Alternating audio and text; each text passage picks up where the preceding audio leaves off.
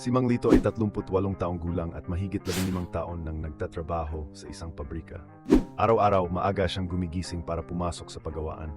Ang ingay ng mga makina ay parte ng buhay niya, pero mas maingay pa minsan ang sigawan ng boss at mga supervisor na laging may reklamo.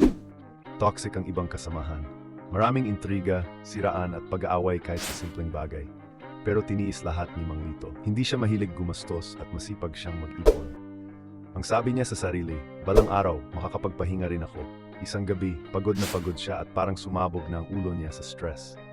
Habang nakahiga, bigla niyang naisip, para kanino pa ba ito? May ipon naman na ako. Kinaumagahan, nagpaalam siya sa opisina na magbabakasyon.